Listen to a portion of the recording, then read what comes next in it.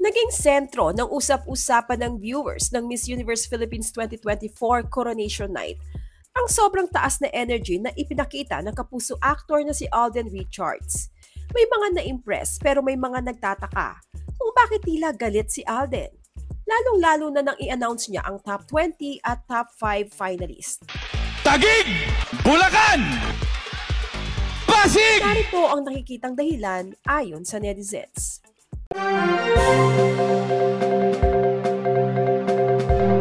Miyerkules ng gabi, May 22, 2024, ginanap sa Mall of Asia Arena sa Pasay City ang Miss Universe Philippines 2024. Hosted by actor Alden Richards, Miss Universe 2022 Arboni Gabriel, and American TV personality Jenny Mai Jenkins.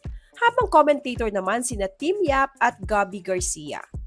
Sa opening spiel nila ni Arboni ay okay naman si Alden. Relax ang composure, very natural ang dating at buhay na buhay ang hosting. Hindi siya nagpahuli sa energy ni Arboni.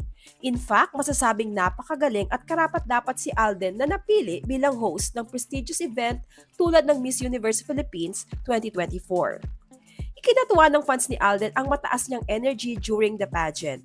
At sa sobrang taas nga ng energy ni Alden nang i-announce niya ang mga kandidatang pasok sa top 20 at top 5, ay ipinagtaka na ito ng maraming netizens. Habang hindi na nakapagpigil ang iba at napatanong na ng me, bakit galit?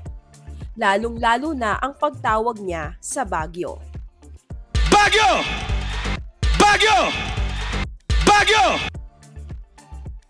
Naging sentro tuloy ngayon si Alden ng mga biruan sa social media dahil sa animoy galit na pagtawag niya sa lungsod ng mga kandidata. Parang ganito daw si Alden kung mag-announce. Zambales! Palan! Taguig! Paliwanag ng mga avid followers ni Alden. Marahil kaya tinaasan ni Alden ang kanyang energy ay dahil nabash na siya noong nakaraan na wala daw energy ang hosting style niya. Wala bang mentor or coach yan o kaya team na nag-rehearse sa kanya? Parang ewan lang kasi. Tanong ng isang netizen. Okay lang yan, nakabawi naman ng mga sumunod na. Mas okay na yung parang galit na full of energy kesa naman walang kalatoy-latoy na parang inaantok. Say naman ng isang netizen. Ngunit para sa marami, magaling pa rin ang ipinakitang hosting skills ni Alden Richards sa nakaraang Miss Universe Philippines 2024. Ayon sa kanila, in a scale of 1 to 10 as the best, I gave Alden perfect 10 points. Husay! Diyos ko, ano pa ipipintas nyo? Kayo kaya mag-host, magagaling kasi kayo sa pintasan. At least, loud and clear. Sa madaling salita, hindi totoo nagalit si Alden Richards nang tawagin niya ang lungsod ng mga kandidata.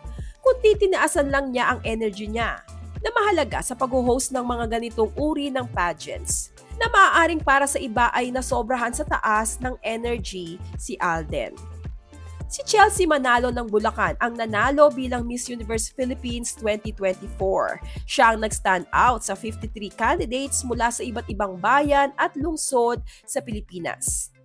Ano pong masasabi nyo sa komento ng ilang netizens na parang galit umano si Alden nang mag-host sa nakaraang Miss Universe Philippines 2024? Pasado ba para sa inyo ang hosting style ni Alden? Sino para sa inyo ang iba pang celebrities na karapat-dapat mag-host ng mga ganitong uri ng pageants? Share your thoughts below.